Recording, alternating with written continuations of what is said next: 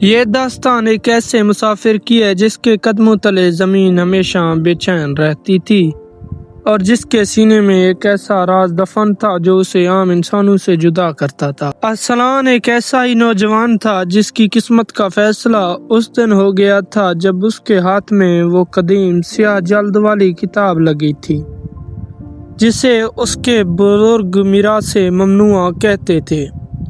اس کتاب کے ہر صفحے پر خون اور جادو کی مہک تھی اور ارسلان اس کا وہ وارث تھا جسے اب اس طلسم کی آخری حد تک جانا تھا۔ قصہ وہاں سے شروع ہوتا ہے جہاں ایک پرانی حویلی کے سرد اور تاریک تہہ خانے میں ارسلان کھڑا تھا۔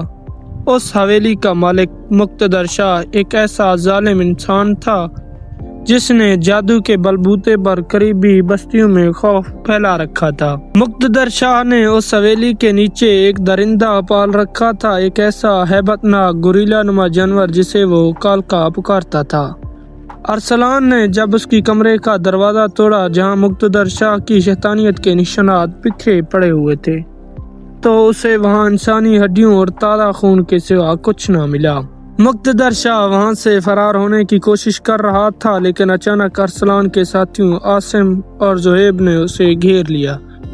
ایک ہولناک جھڑپ کے بعد مقتدر شاہ اپنے ہی بوئے ہوئے کانٹوں کا شکار ہو گیا اور اس کے پالتو درندے کو ارسلان نے اس پستول سے ختم کر دیا جو اس نے مقتدر شاہ کے قبضے سے چھینا تھا۔ اس رات اس حویلی کے سیاہ باب کا خاتمہ ہوا لیکن ارسلان جانتا تھا کہ یہ صرف ایک شر کی شروعات ہے۔ وہاں سے نکل کر ارسلان کی اگلی منزل وادی سکوت تھی جہاں اسے ایک ایسے بوڑھے سے ملنا تھا جو اس کتاب کے سربرستہ رازوں سے واقف تھا۔ ارسلان جب اس بستی میں پہنچا تو وہاں کا منظر ہی الگ تھا۔ یہ بستی پہلوانوں اور جنگجوؤں کا گڑھ تھی۔ ہر طرف اکھاڑوں کی مٹی اڑ رہی تھی اور مردانگی کے قصے سنائے جا رہے تھے۔ ارسلان کو سخت تھکن اور بھوک محسوس ہو رہی تھی۔ وہ ایک عام سے ہوٹل میں جا بیٹھا جہاں لوگ چائے کے کپوں پر کسی بڑے مورکے کی بات کر رہے تھے۔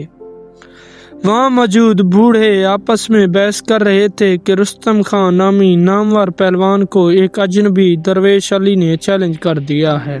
درویش علی کا نام سنتے ہی ارسلان کی سماعتیں تیز ہو گئی۔ اسے بتایا گیا تھا کہ درویش علی کا نام وہ بوڑھا دیکھنے میں تو نائف ہے لیکن اس کی روح میں وہ طاقت ہے جو پہاڑوں کو ہلا سکتی ہے۔ ارسلان کو معلوم ہوا کہ درویش علی اکثر رات کے وقت زہرا بائی کے ڈیرے پر پایا جاتا ہے جو اس قصبے کی ایک مشہور فنکارہ تھی۔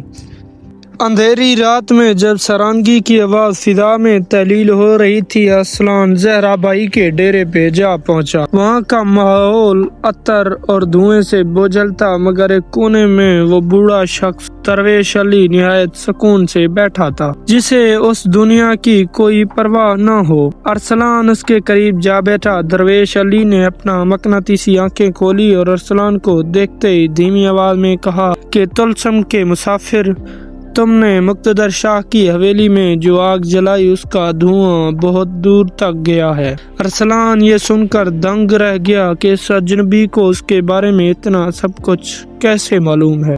درویش علی نے اسے بتایا کہ اصل جنگ اکھاڑے میں ہونی ہے جہاں رستم خان کے جسم میں ایک ایسی بدرو داخل کی گئی ہے جو پورے قصبے کو تباہ کر سکتی ہے۔ مقابلے کے دن پورا قصبہ اکھاڑے کے گرد جمع تھا۔ رستم خان ایک دیو ہیکل انسان تھا جس کے سینے پر کالے جادو کے نشانات واضح تھے۔ دوسری طرف درویش علی بالکل پرسکون تھا۔ جیسے ہی مقابلہ شروع ہوا فضا مٹی اور پسینے سے بھر گئی۔